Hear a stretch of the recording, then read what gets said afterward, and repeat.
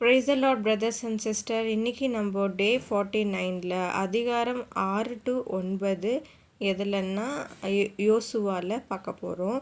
இதில் 6வது அதிகாரம் ஃபஸ்ட்டு என்ன சொல்கிறாங்க அப்படின்னா, பைபிளில் யோசுவா 6ஆம் அதிகாரம் இஸ்ரவேலர்கள் எரிகோவை நகரை சுற்றி அணிவகுத்து எக்காலங்களை ஊதி எவ்வாறு கைப்பற்றினர் என்பதை விவரிக்கிறது.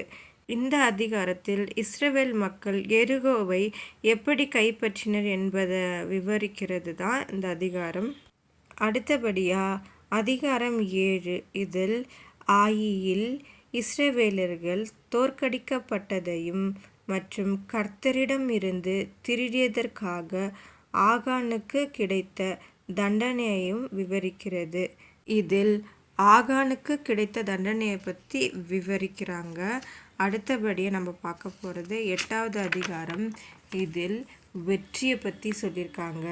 அதாவது யோசுவா அதிகாரம் 8இல் இஸ்ரவேலர்கள் ஆயி நகரத்தை வெற்றிகரமாக கைப்பற்றியதை முதன்மையாக விவரிக்கிறது மற்றும் இது ஒரு தீர்க்கமான வெற்றியை குறிக்கிறது.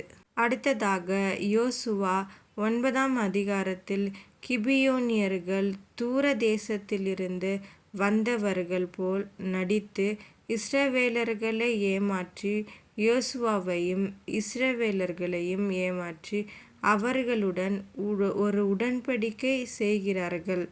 பாருங்க, இந்த தூரதேசில் வந்தவர்களை போல நடித்து இஸ்ரவேலர்கள் ஏமாற்றியிருக்காங்க. இப்படியெல்லாம் மனுஷங்க உலகத்தில் இருந்திருக்காங்க, இருக்கவும் செய்கிறாங்க. நம்ம ஒருவரை மாத்திரமே நம்ம நம்பணும். யாருன்னா நம்மளோட கர்த்தரை மாத்திரமே.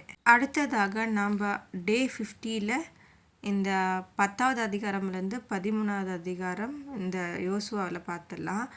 இதில் யோசுவா அதிகாரம் 10இல் அமோரிய மன்னர்களுக்கு எதிராக இஸ்ரவேலர்கள் பெற்ற ஒரு பெரிய இராணுவ வெற்றியை முதன்மையாக விவரிக்கிறது மற்றும் இதில் முக்கிய நிகழ்வு நீண்ட போர் நேரத்தை அனுமதிக்க சூரியனை அற்புதமாக நிறுத்துவதாகும். இதில் இஸ்ரவேலர்கள் பெற்ற ஒரு பெரிய இராணுவ வெற்றியை பற்றி சொல்லியிருக்காங்க.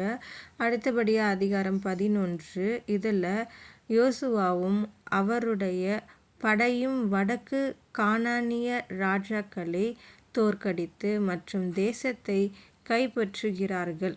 இதில் யோசுவா தேசத்தை கைப்பற்றுகிறத பற்றி சொல்கிறாங்க. அடுத்த சாப்டர் 12ல் இஸ்ரவேலர்களால் கைப்பற்றப்பட்ட மன்னர்கள் மற்றும் பிரதேசங்களின் பட்டியலை சுருக்கமாக கூறுகிறது மற்றும் இது கானான் தேசத்தில் அவர்களின் இராணுவ வெற்றிகளின் சுருக்கத்தை வழங்குகிறது.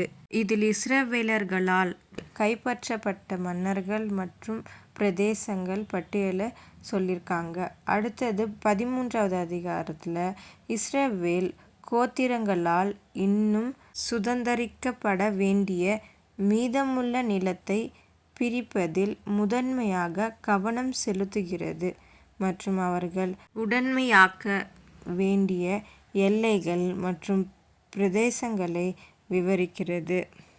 இதில் இஸ்ரவேலர்கள் இன்னும் சுதந்தரிக்கப்பட வேண்டிய நிலத்தில் கவனம் செலுத்துகிறார்கள். அதை பற்றினது தான் இந்த 13வது அதிகாரம். ஓகே பிரதர்ஸ் அண்ட் சிஸ்டர், நம்ம இதோட வீடியோ முடிச்சுக்கலாம். அப்பா பிதாவே, அப்பா எங்களை பாதுகாத்து கொள்ளுங்க. உம்முடைய உள்ளம் கரத்தில் நாங்கள் எப்பொழுதும் பாதுகாப்பாக இருக்க கிருபை செய்யுங்க இயேசுவே. ஆமேன். ஓகே பிரதர்ஸ் அண்ட் சிஸ்டர், அடுத்த வீடியோவில் பார்க்கலாம். Subscribe my channel.